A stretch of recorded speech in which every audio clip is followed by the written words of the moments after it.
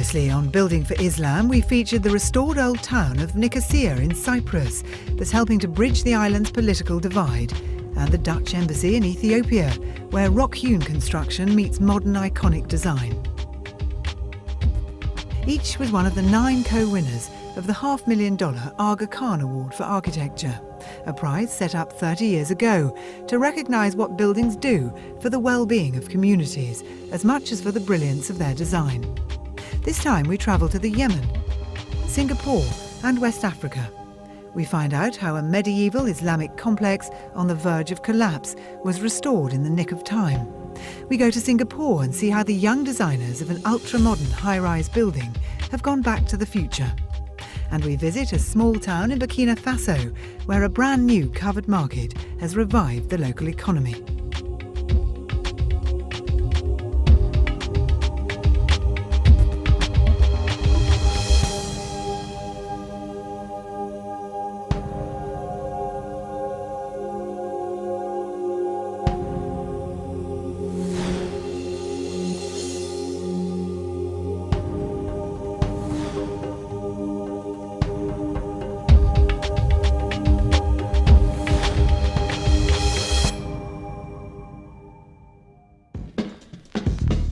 The Aga Khan Award for Architecture is one of the world's most rigorously judged awards.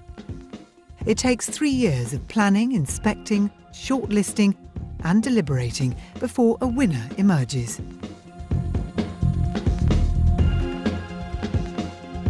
Central Market, Kédougou, Burkina Faso. Winners, architect Laurent Séchault and the Swiss Agency for Development and Cooperation.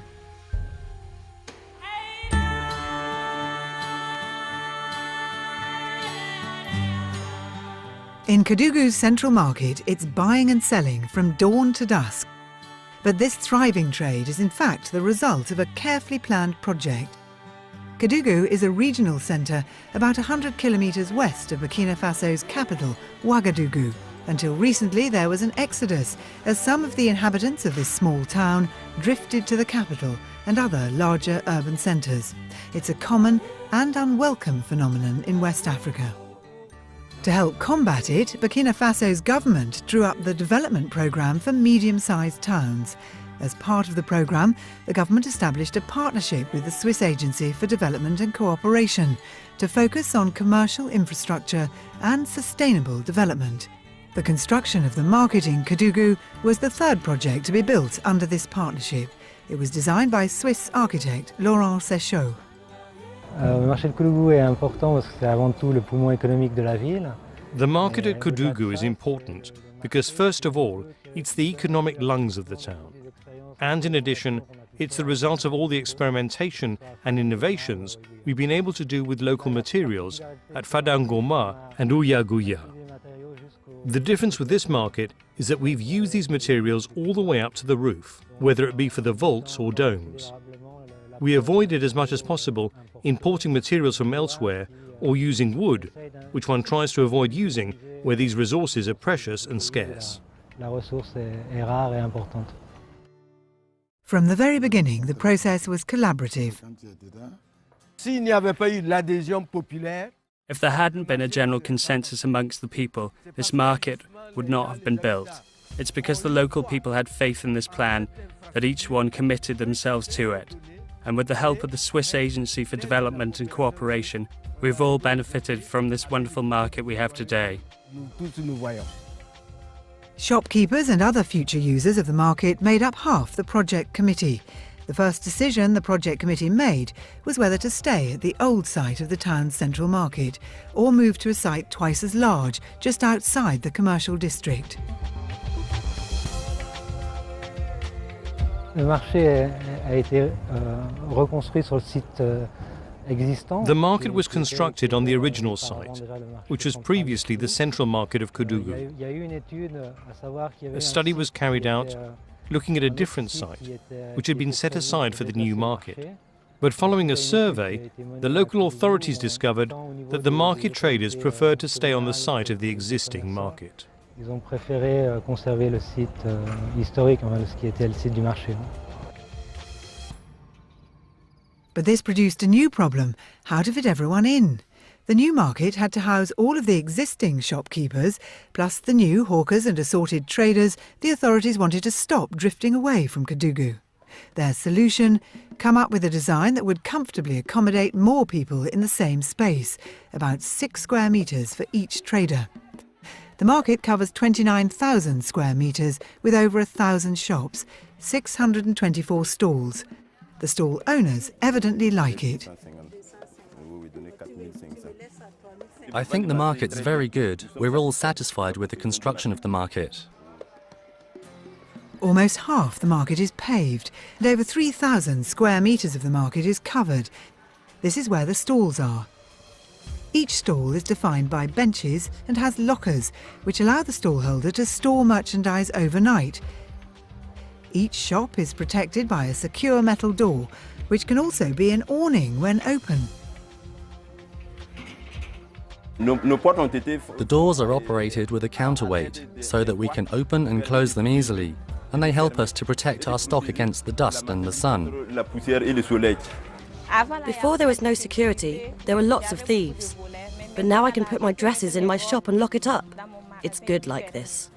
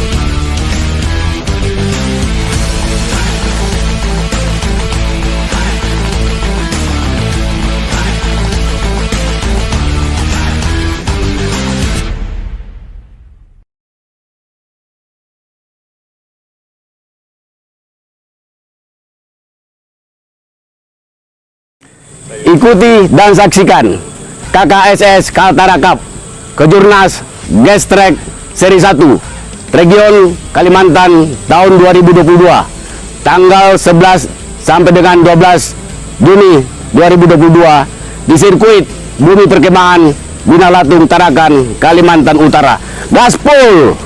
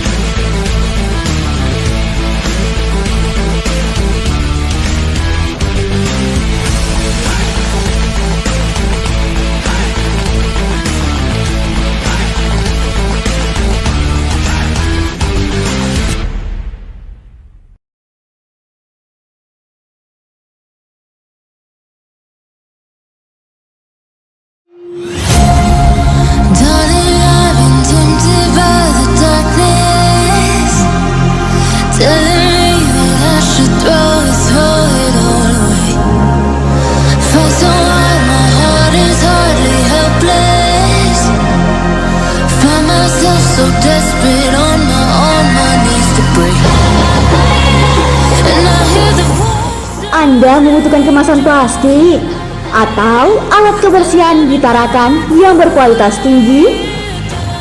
Kini telah hadir Toko Bintang 5, kemasan plastik dan alat kebersihan di Tarakan di Ruko Komplek Pusat Perbelanjaan Gusar. Selain kualitas tinggi dengan harga yang terjangkau, di mana lagi dapat kemasan keren selain di Toko Bintang 5? Ayo buruan kunjungi galerinya di Komplek Gusar Jalan Gajah Mada.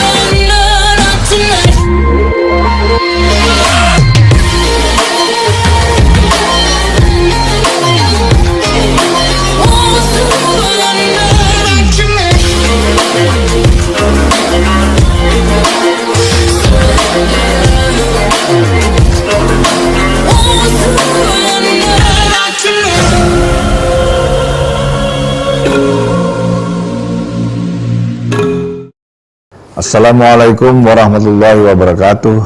Salam sejahtera buat kita semua.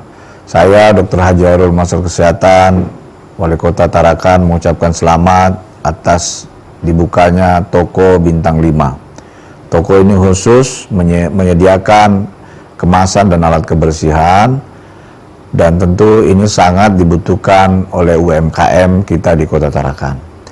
Lokasi toko ini ada di Pasar Gusar, Blok G nomor 4. Selamat ya buat Mas Arul yang sudah membuka tokonya, dan semoga tambah sukses, tambah berhasil. Amin. Wabillahi taufiq wal hidayah. Assalamualaikum warahmatullahi wabarakatuh. Salam sejahtera buat kita semua.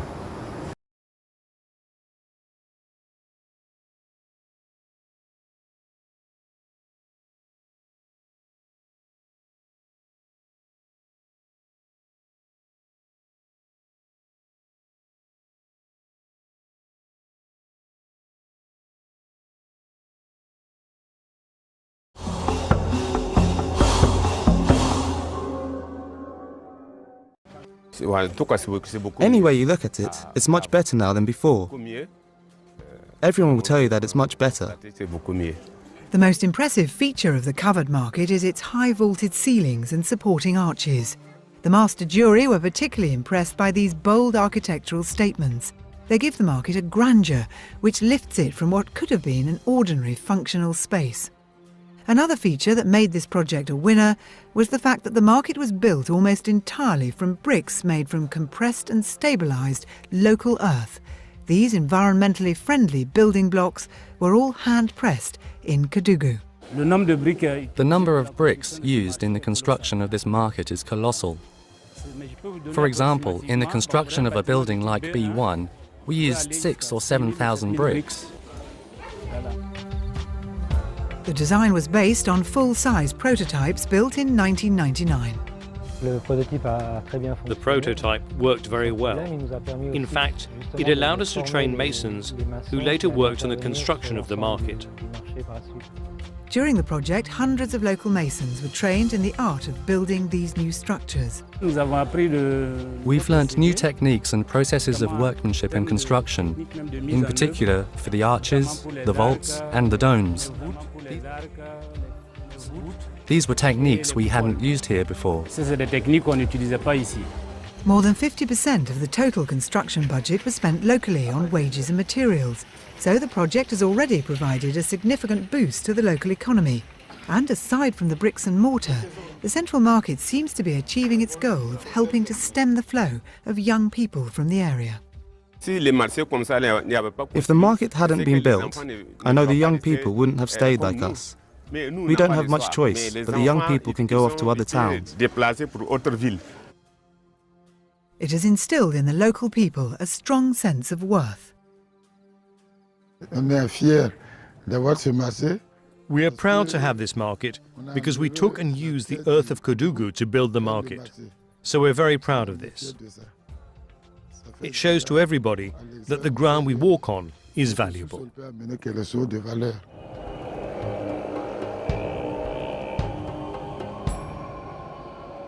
We're looking at how to develop economic results in restoration of historic buildings. So what we're doing is we're trying to bring out new knowledge or create new knowledge, which then can be used by communities to change and to change positively. The restoration of the Amiria complex, Radar, Yemen. Winners, Dr. Selma Al-Radi and Yahya Al-Naziri. Radar is 160 kilometres southeast of Yemen's capital Sana'a. Its golden age was during the 70-year Taharid period from the mid-15th century. Then it was a thriving trading centre. As the town declined, its monumental buildings and elegant houses fell into disrepair. Today the exception is the Amiria Madrasa, looking very much as it must have done in its heyday. The restoration took over 25 years. A jewel of the Islamic architectural heritage has come back, and so have the building skills that had been lost. It's for this reason that the complex, containing a mosque, a religious school, and the private living quarters of the Tahirid Sultan Emir, has been chosen as one of the winners of this year's awards. The freshness and beauty of this 500-year-old complex belie the fact that a quarter of a century ago it was a crumbling ruin. Dr. Selma Al-Radi has been a driving force behind the restoration of the Amiria Madrasa. She recalls the first time she saw the building. It was in such a state, you know, the north wall was bulging, sort of, you know, literally 9 months pregnant. The east side was buckling in God knows how many places. Only the sort of west side was fairly sort of stable. The Amiria Madrasa is one of the richest, most complex examples of formal Islamic architecture in Yemen. It comprises courtyards, galleries, teaching and prayer rooms, stretching over 3 floors. Its many domes create a stunning roofline, set with alabaster windows to illuminate the mosque below. When Dr. Selma Al-Radi started the restoration project in 1982, she was awed not only by the beauty of the building, but of the task she'd taken on. An archaeologist by training, Dr. Al-Radi had no experience of restoration work, but she threw herself into the task and learnt the business of restoration as she went along. One of the first jobs was to demolish the haphazard structures encroaching on the complex. Then the restoration work could begin in earnest, funded as a joint project by the Dutch and Yemeni governments. The madrasa's roof and external surfaces are protected by a special waterproof mortar known as kadad. Over time it had become badly cracked and was letting in rain. Kadad is a mixture of quicklime mortar and crushed volcanic aggregate, but no one could remember exactly how it was made. Early attempts ended up cracking and had to be repaired. But the long restoration period allowed plenty of time for experimentation. Through trial and error, they eventually found the correct ratio. We learned slowly how to do it properly.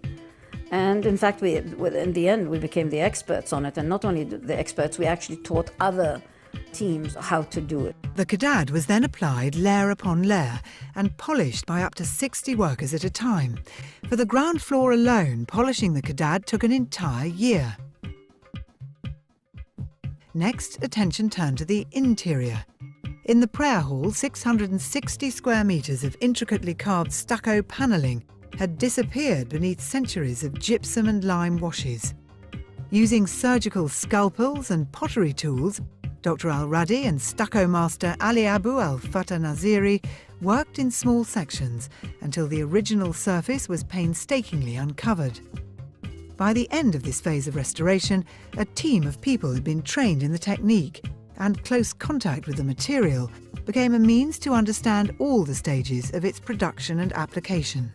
One of the last but most spectacular stages of the Amiria project was the restoration of ancient wall paintings on the domes and upper walls of the prayer hall.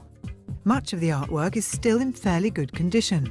The vibrant colours show Indian motifs amongst the Islamic elements, evidence of radar's location on the Indian Ocean trade routes. The restoration of the Amiria Madrasa has not only contributed to Yemen's architectural heritage, it's also left a valuable legacy of builders and conservators skilled in traditional techniques who firmly believe that it's buildings like the Amiria that are key to the posterity of their hometowns. The future of Radar is dependent on the madrasa's beauty and the preservation of its beauty.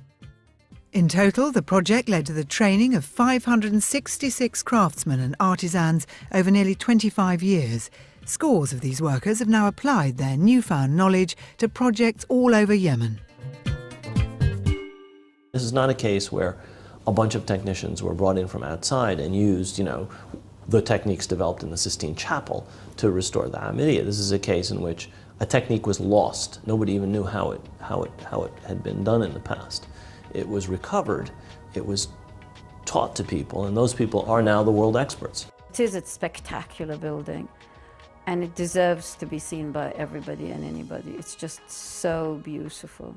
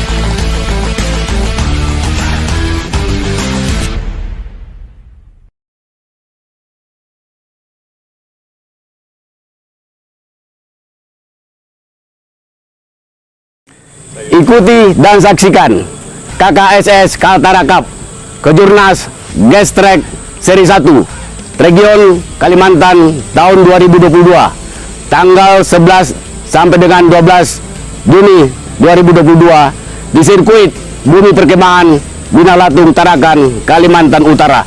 Gaspol!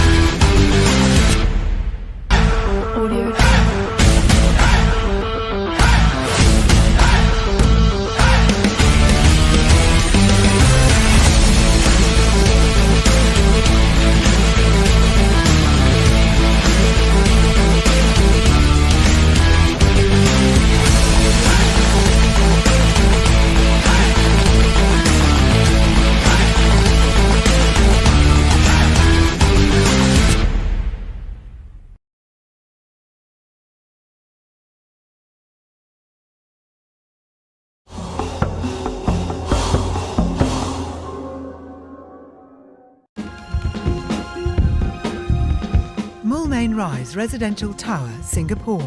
Winners, Woha Architects, Wong Mun Sum and Richard Hassel.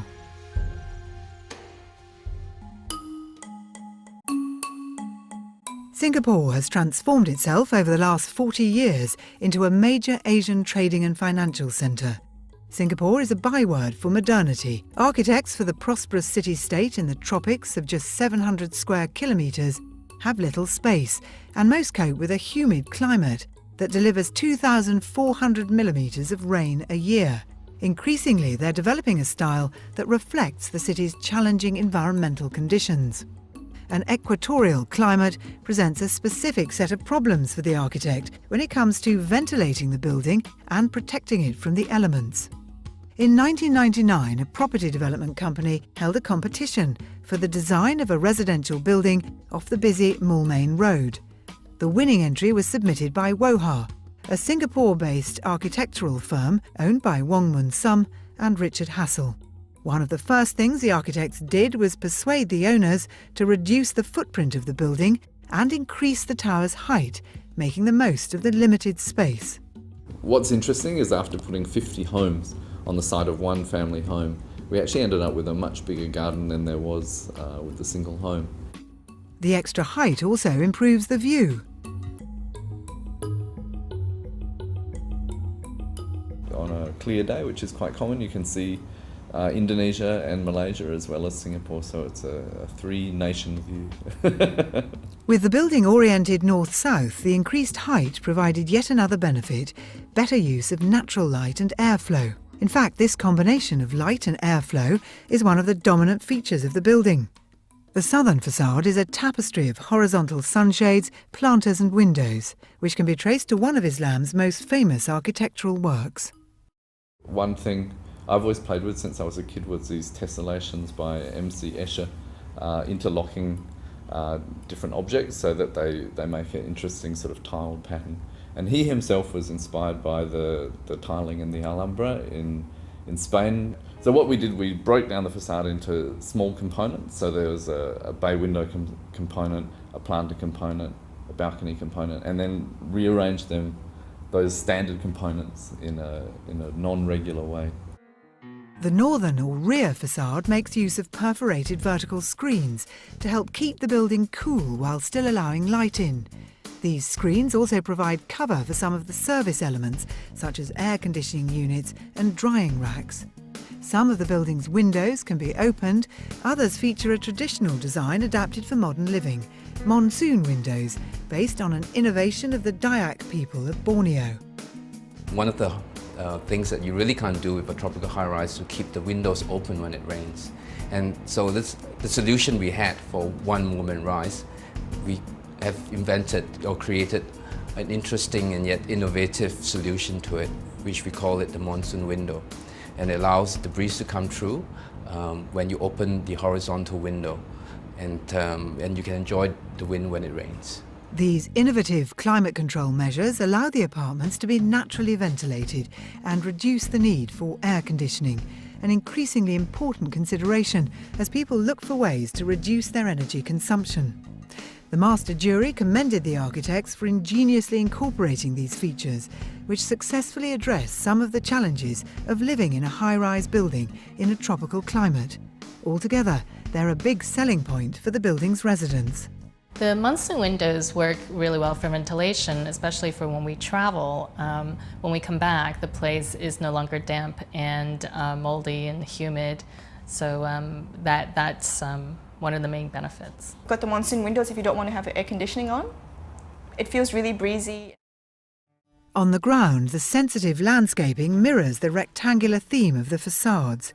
A small gym looks out onto 3 terraced swimming pools, including a 50-metre lap pool surrounded by palms and other tropical plants to create a lush and relaxed setting for residents.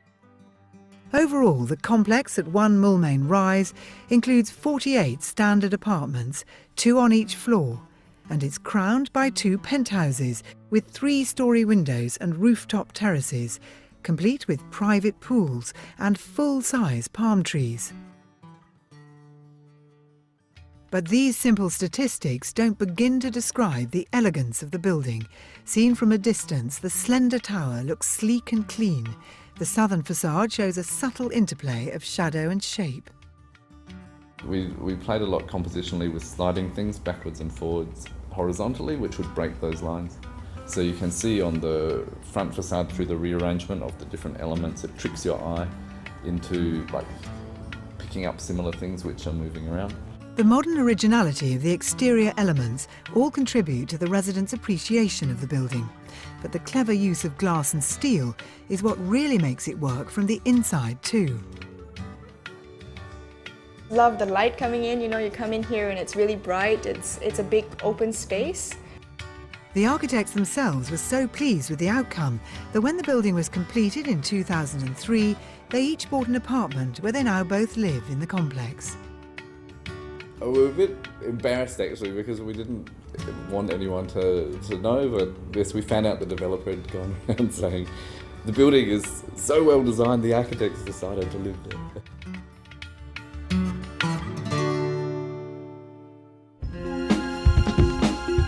In the next episode of Building for Islam, we visit a futuristic university in the tropical forests of Malaysia and a school made from bamboo and mud in rural Bangladesh that's proving to be a great hit with the kids.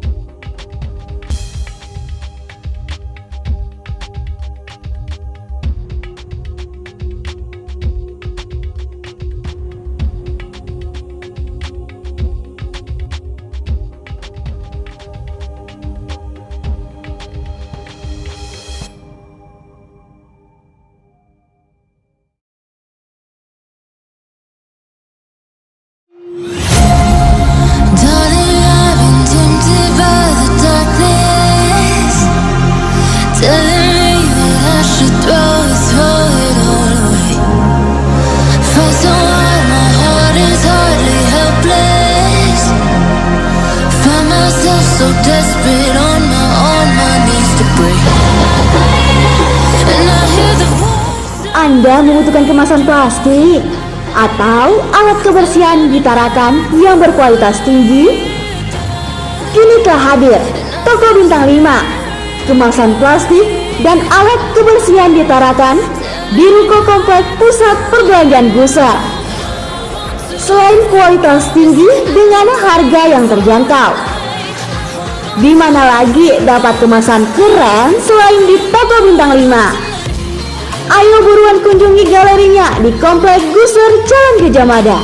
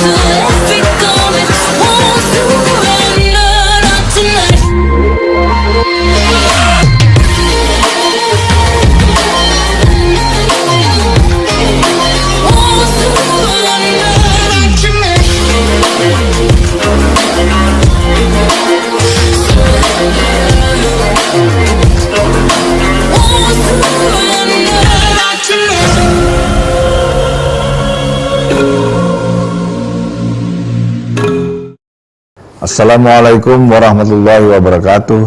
Salam sejahtera buat kita semua.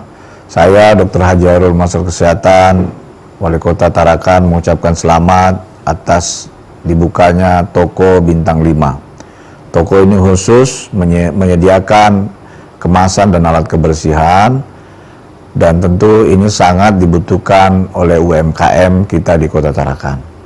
Lokasi toko ini ada di Pasar Guser, Blok G nomor 4. Selamat ya buat Mas Arul yang sudah membuka tokonya, dan semoga tambah sukses, tambah berhasil. Amin. Wabillahi taufiq wal hidayah. Assalamualaikum warahmatullahi wabarakatuh. Salam sejahtera buat kita semua.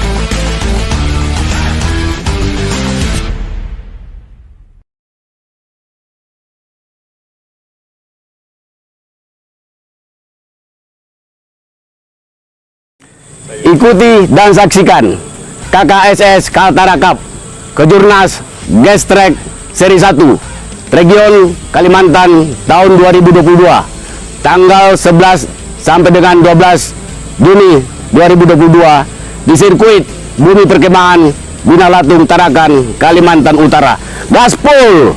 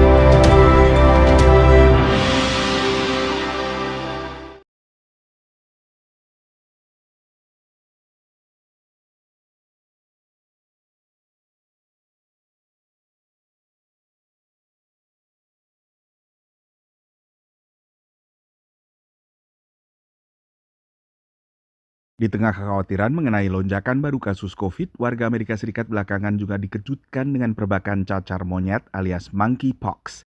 Monkeypox is a disease that you get from, it's carried in types of small rodents in Africa, and you get it from contact with those rodents, and then sometimes, it doesn't happen very often, but then sometimes one person can spread it to another.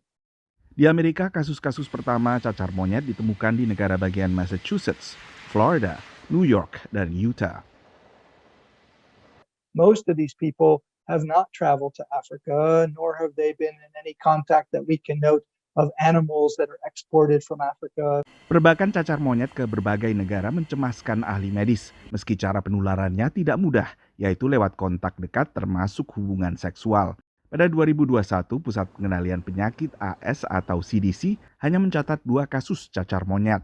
Satu di Texas dan satu di Maryland, masing-masing setelah pasien kembali dari Nigeria. Terakhir kali terjadi perbakan signifikan cacar monyet adalah pada 2003, menulari sekitar 40 orang di 6 negara bagian. Tak semua mengalami sakit parah dan tak satu pun pasien meninggal dunia. Saat itu, infeksi pertama diketahui berasal dari hewan pengerat yang diimpor dari Ghana.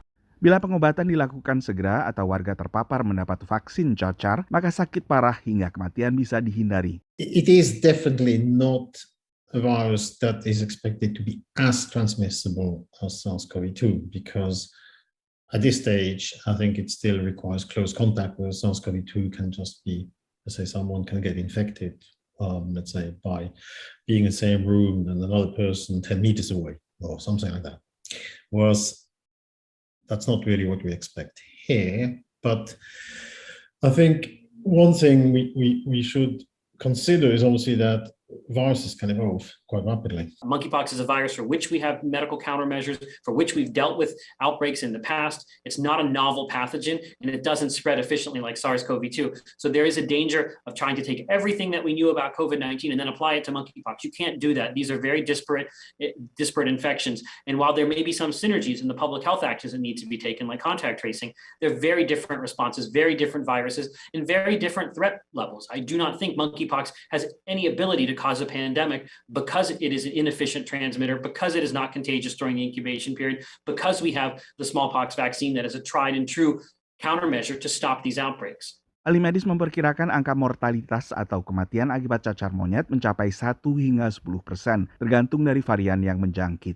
Dari Washington DC, Nova Purwadi dan tim VOA.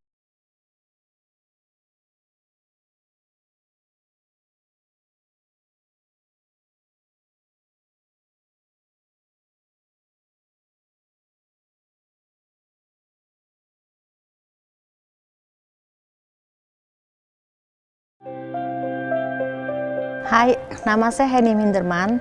Saya chef dari Dapur Ngebul dan saya memasak makanan yaitu otentik Indonesia. Hai, nama saya Johannes Ng. I'm the chef and the founder of The Gerobak. The Gerobak itu menjual contemporary Indonesian street food. Specialty-nya kita adalah bakso. Hello, my name is Jennifer. Saya dari Nusa. Nusa itu offer handmade and unique Indonesian dessert and snacks. Henny Minderman, Johannes Ng, dan Jennifer Wong, 3 chef dengan menu andalannya malam ini menjadi bintang pada acara Taste of Indonesia yang diadakan di Berkeley, California.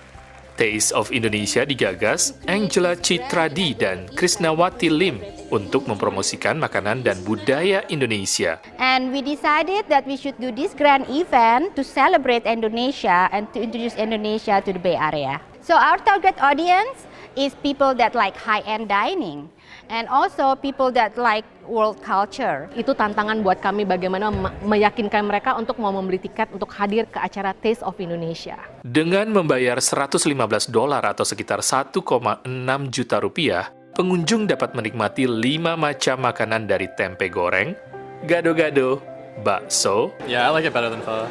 nasi tumpeng Padang, The rendang is amazing, chef. The rendang is so tasty, perfect, goes with everything.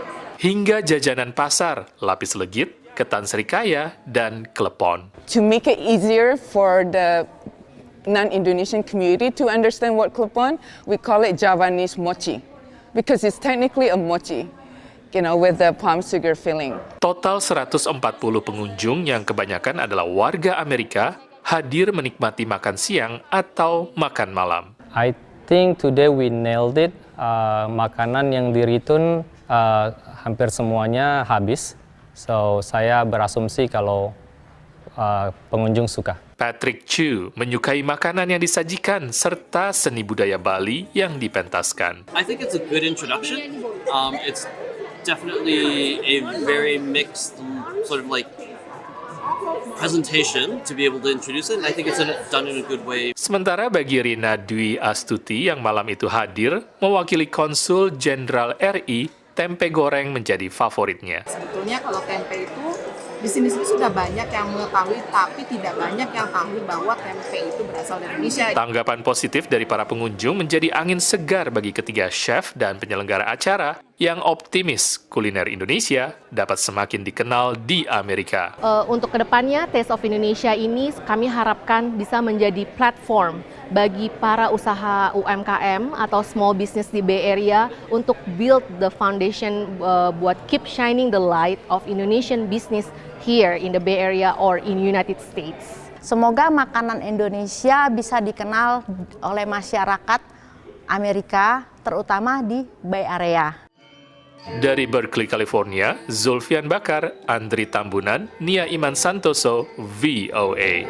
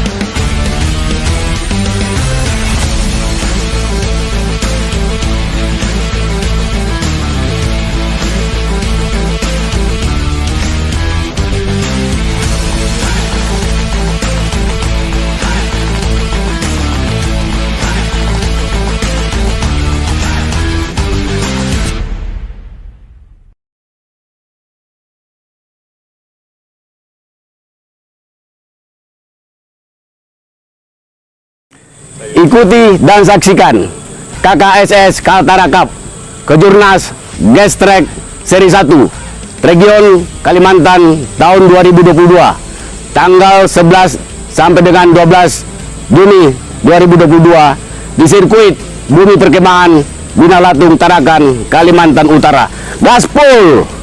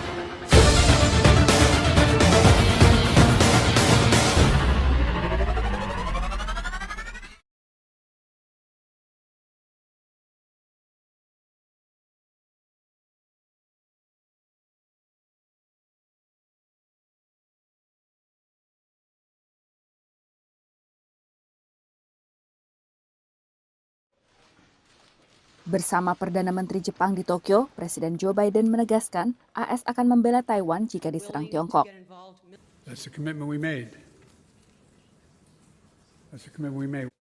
Sikap ini berbeda dari pendekatan AS selama ini terhadap isu Taiwan yang disebut ambiguous atau sengaja tidak jelas secara strategis karena tak mau memicu kemarahan Tiongkok. Tiongkok yang melihat Taiwan yang demokratis sebagai bagian dari Tiongkok akhirnya merespons keras. 不要低估中国人民捍卫国家主权和领土完整的坚强决心、坚定意志、强大能力。不要站在14亿中国人民的对立面。 Selain isu keamanan, kunjungan Biden juga berfokus pada isu ekonomi di kawasan yang menurut analis adalah sektor di mana AS jauh tertinggal dari Tiongkok. AS yang sempat tergabung dalam kemitraan Trans-Pacific atau Trans-Pacific Partnership (TPP) dalam masa pemerintahan Barack Obama keluar dari TPP pada masa pemerintahan Donald Trump. Sementara Tiongkok bersama dengan 15 negara lain di Asia Pasifik termasuk sekutu AS tergabung dalam kemitraan ekonomi regional komprehensif Regional Comprehensive Economic Partnership atau RCEP dengan tujuan untuk mengurangi tarif perdagangan antara negara yang bergabung hingga 90%. Pemerintah Biden meluncurkan inisiatif keterlibatan ekonomi AS dengan kawasan lewat IPEF, Indo-Pacific Economic Framework. Sejauh ini, 13 negara Asia setuju untuk bernegosiasi dengan AS dan menurut analis, ini hasil yang cukup mengesankan. I think the administration did a pretty good job, to be honest, to get a wide array of different countries with different economic systems, different political systems on board for IPEF. Namun kerangka kerjasama ini dirasa belum cukup dan kurang mengikat. On the other side of the ledger, the Chinese are, certainly codifying those arrangements, and that I think is problematic when the U.S. is not doing so. If we're in this quote unquote extreme competition with China, what they're doing is not what we're doing, and it seems like they're doing a better job of it. Indonesia jadi salah satu negara yang berpartisipasi dalam IPEF. IPEF berfokus pada 4 pilar yang jadi kerangka kerjasama untuk mempermudah kerjasama ekonomi dengan Amerika Serikat. Demikian laporan VOA.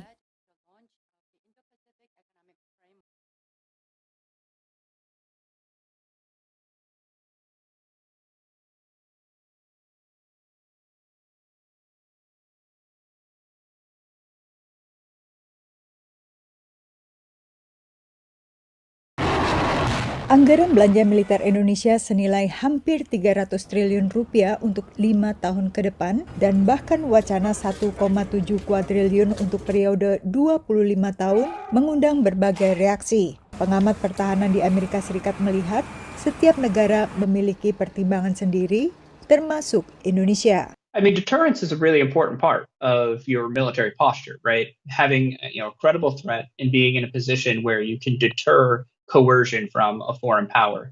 And I think that this is something that not just Indonesia is facing, but countries across Southeast Asia are facing this issue of an increasingly assertive China. Kekuatan menangkal serangan ini perlu disertai juga dengan perbaruan alutsista. So Indonesia has many military modernization requirements, whether that be submarines, fighter aircraft, transport aircraft, helicopters, tanks, armored vehicles, military electronic system. Pentingnya perbaruan dan juga perawatan alutsista baru-baru ini mencuat dengan tenggelamnya kapal selam KRI Nanggala. It's a German built submarine, so it's a good submarine, but it's old. It's 40 years old. If you take care of the equipment, the submarine can last a long, long time. But what happens is every time the submarine goes deep, there's compression, and then when it comes shallow, it expands a little bit. Compress, expand. And this constant stress will wear out the metal connection in the submarine, the welds that keep it together. Kapal selam yang dikomandani David Marquez sendiri diproduksi tahun 1992, tapi masih aktif beroperasi hingga kini. If it's properly maintained, the submarine can operate fine for 40 years.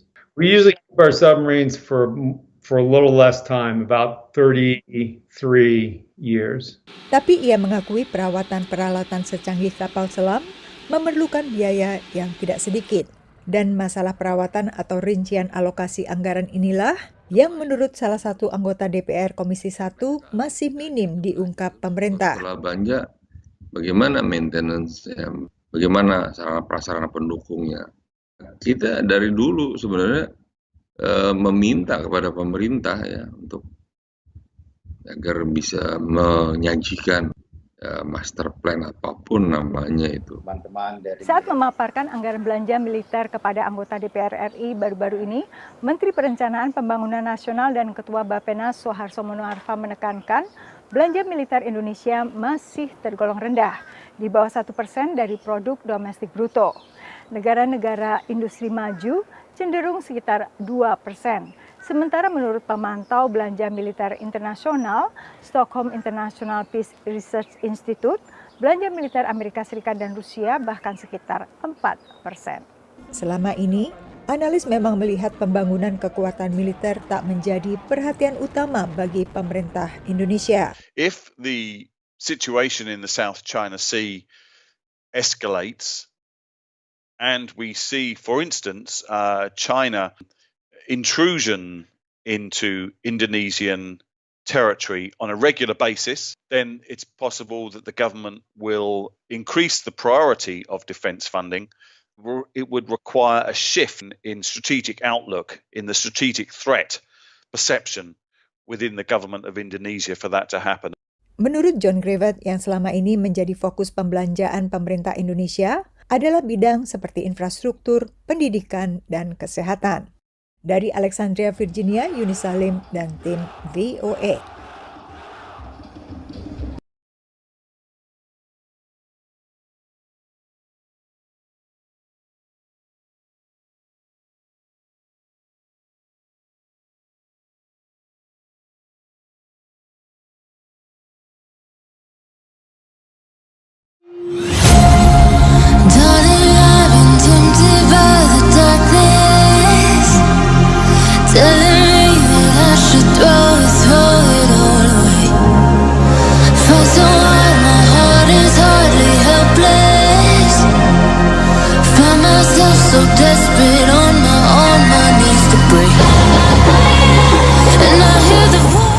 Anda membutuhkan kemasan plastik atau alat kebersihan di Tarakan yang berkualitas tinggi?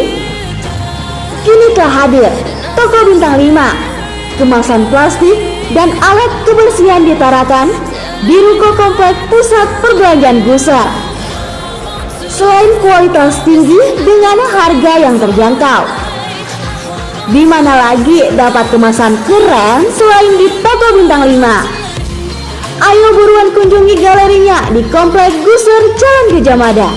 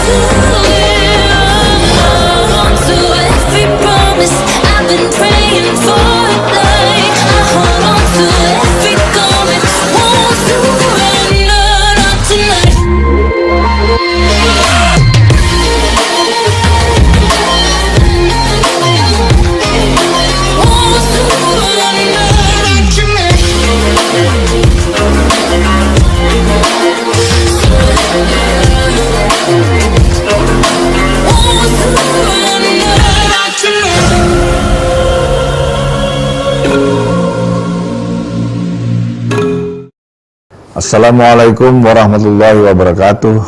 Salam sejahtera buat kita semua. Saya Dr. Haji Hairul Masar Kesehatan, Wali Kota Tarakan, mengucapkan selamat atas dibukanya Toko Bintang 5. Toko ini khusus menyediakan kemasan dan alat kebersihan, dan tentu ini sangat dibutuhkan oleh UMKM kita di Kota Tarakan. Lokasi toko ini ada di Pasar Guser Blok G nomor 4. Selamat ya buat Mas Arul yang sudah membuka tokonya dan semoga tambah sukses, tambah berhasil. Amin. Wabillahi taufiq wal hidayah. Assalamualaikum warahmatullahi wabarakatuh. Salam sejahtera buat kita semua.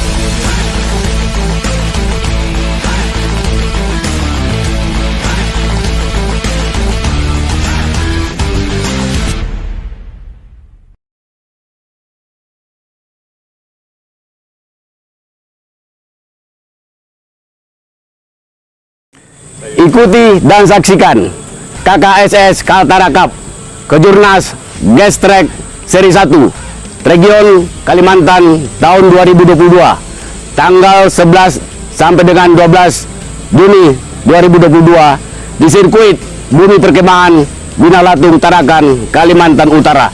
Gaspol!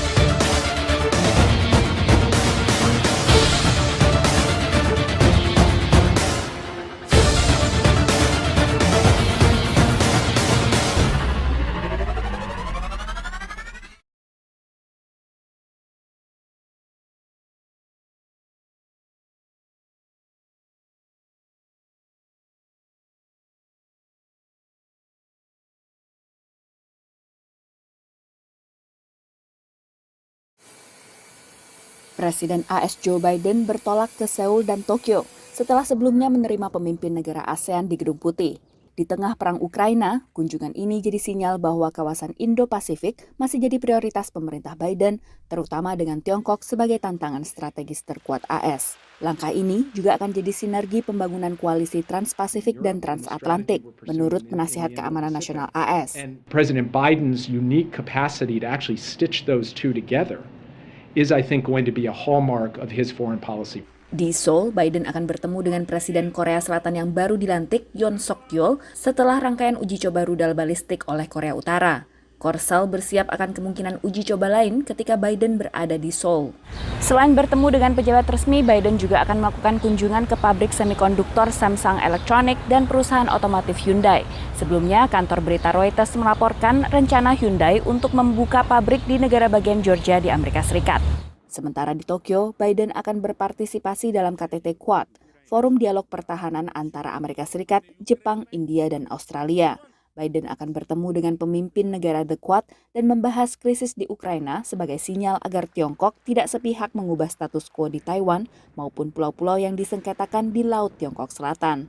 The administration wants to make it very clear that there is strong support for Taiwan throughout the region and that there is tremendous capability there, as there has proven to be capability in the Transatlantic Alliance vis-a-vis Ukraine.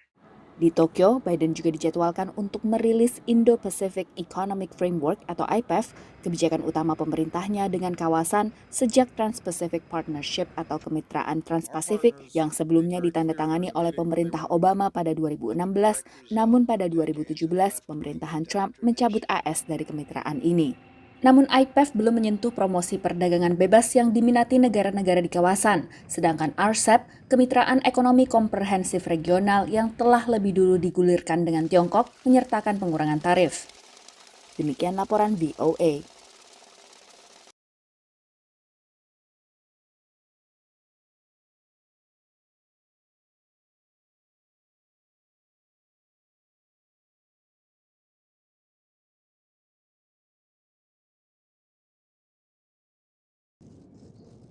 Kesempatan foto bersama pemimpin negara-negara ASEAN di Gedung Putih diramaikan pertanyaan wartawan soal isu yang paling mendapat sorotan secara domestik.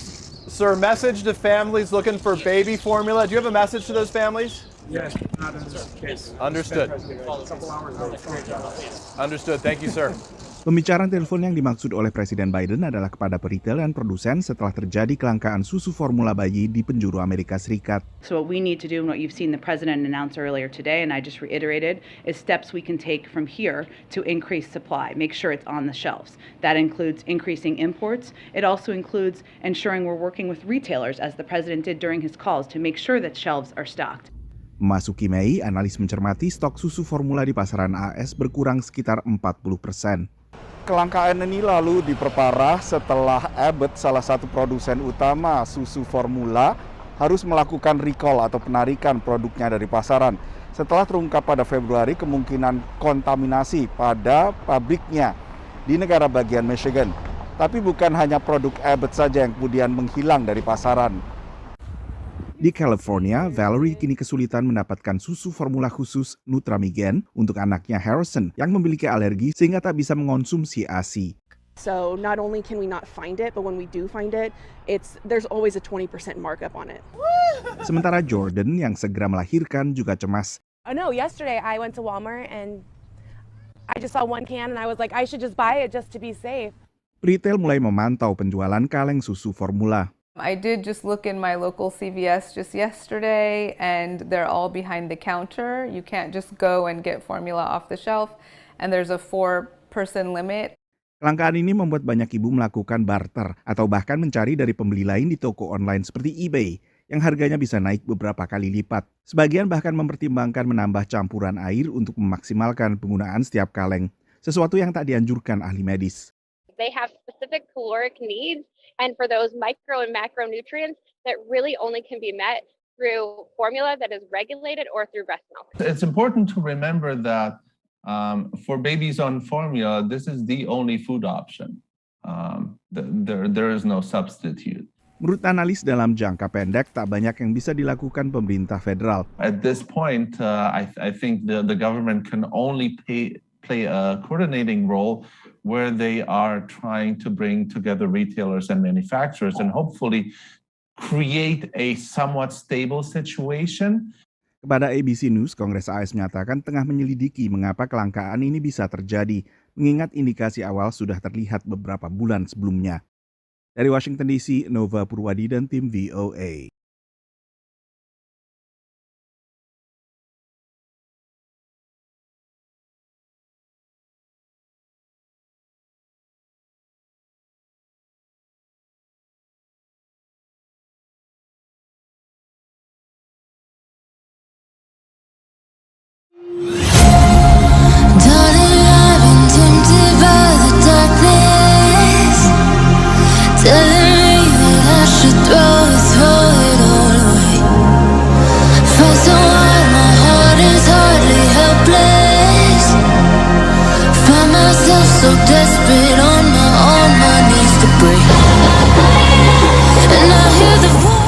Anda membutuhkan kemasan plastik atau alat kebersihan di Tarakan yang berkualitas tinggi?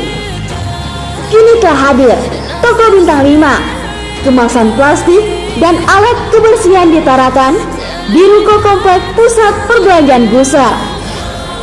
Selain kualitas tinggi dengan harga yang terjangkau, di mana lagi dapat kemasan keren selain di Toko Bintang 5? Ayo buruan kunjungi galerinya di Komplek Gusar Jalan Gajah Mada.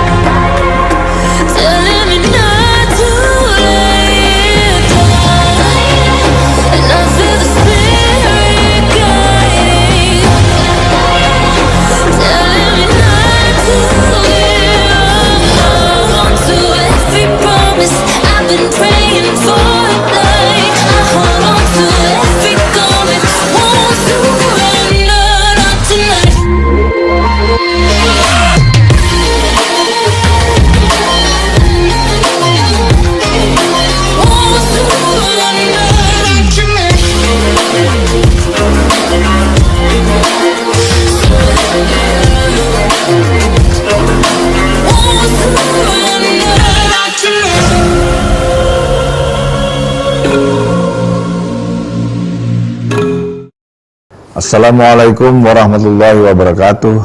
Salam sejahtera buat kita semua.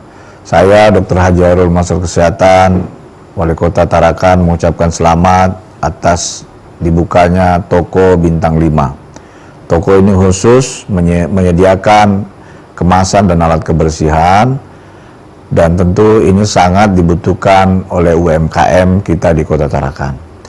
Lokasi toko ini ada di Pasar Gusar, Blok G nomor 4.